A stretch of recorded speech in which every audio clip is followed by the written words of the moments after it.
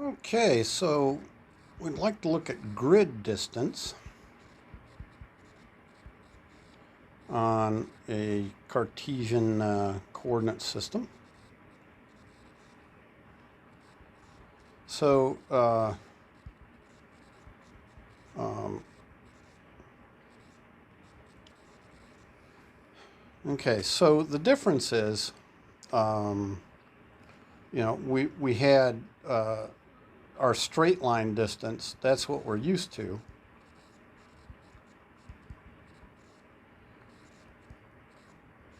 And with straight line distance, if I'm looking at some point somewhere and asking, okay, I want something a certain distance away. Maybe this distance here. Maybe that's on here. Maybe on my screen. I don't know what it'll look like on your screen. On my screen, it's about 2 inches. And if I wanted to find other things, and why is it 2 inches away? Because I'd draw a straight line over there. I'd get my ruler out, and my ruler would have all kinds of little marks on it, and here would say 2 inches. And so, yeah, so there's 2 inches. Now, but if I keep that, say tied a string or a little stick or something like that and fixed it at that point, and then looked at other things that same distance away, right? I could just take that string and swing it around like this, and so everything that same distance away, you have to maybe squint or something to make that look like a circle, but everything that same distance away, right? As I look at all that set of points, it ends up making a circle, and that's our straight line distance. So if I want to go, from my center point there out to this point, if I measure it this way, if I can get there that way, it's the same distance as going over here. Okay, now the difference with grid distance is that we're fixed on a grid, and so if I'm here and I look at this point over here, if these are inches, say, then sure, I'm still 2 away, 2 units away. But now, if you think of kind of that string and circle and so forth again, well, I kind of missed there. It'd be about there because that's 2.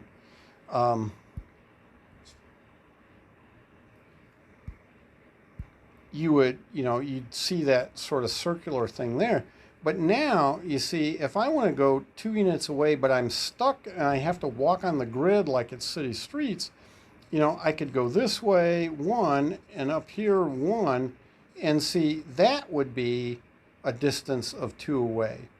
Well, that's definitely not on that circle I wanted from the straight line distance. It's different.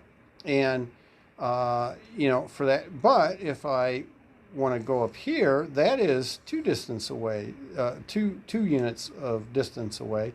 And so it meets up again with my old circle. But if I, another way to get to 2 is to go 1.5, so I could go here, 1.5, and then go up a half, and I would get there. I could go a half, and then go up 1.5, and I would get there, or go up 1.5, and go over a half to get to 2, and I would get there. But notice what's happening is I am getting points along a line that looks like that. And so in grid distance, what happens is if I'm here and I know I want to get to something this many units away, well, if I either go straight to the right here, straight to the left, straight up, straight down, yeah, those all are the same. But if I am trying to get to a point out here somewhere, what happens is all of these points are that same distance away. All of those points are the same distance away, and so forth. So you end up making, instead of a circle, your new circle, okay, if what we mean by circle is a set of points that are all the same distance away from the center here, this new kind of funky circle is really a square. And so we get our grid distance that way. And you know, what's nice is it's pretty easy to calculate. You know, so if I want the grid distance, so I'll call it distance G, from one point, so from one point, say x1, y1,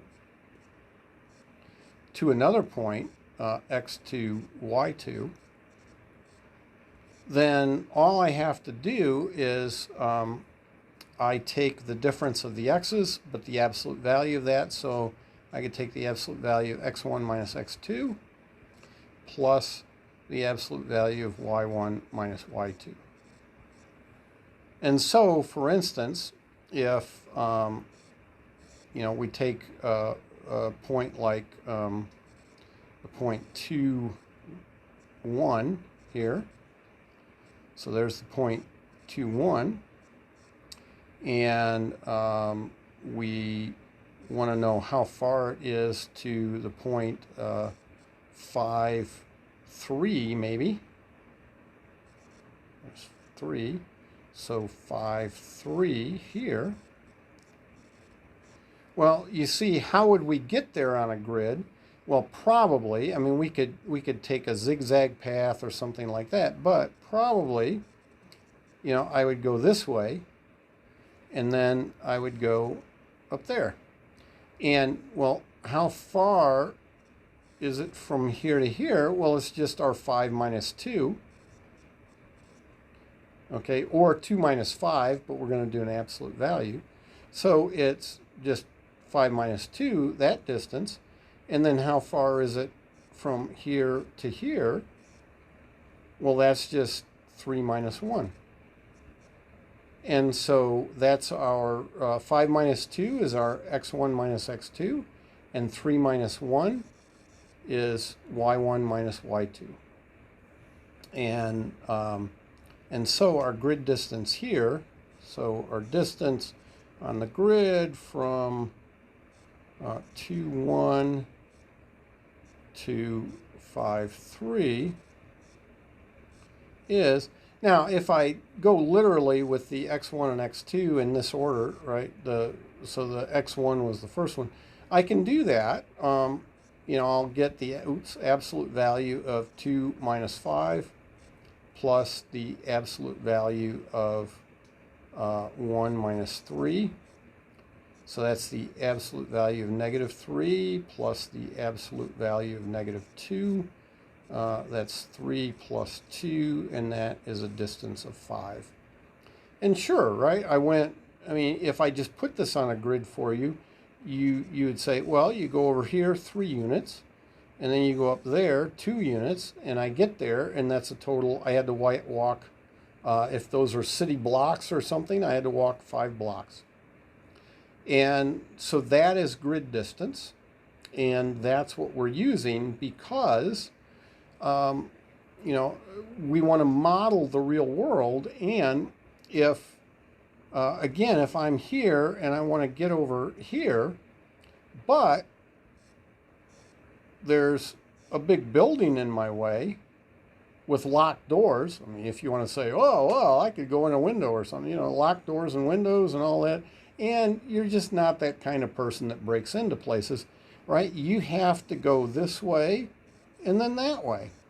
So in the real world, sometimes distance is exactly like that. If I'm driving, I have to stay on roads. And in many cities are laid out on a grid. And so if I'm driving, I am stuck to staying on the grid. And so all of a sudden, my distance is not as the crow flies, right? My distance doesn't go that way. I have to go along this grid line and then up that grid line.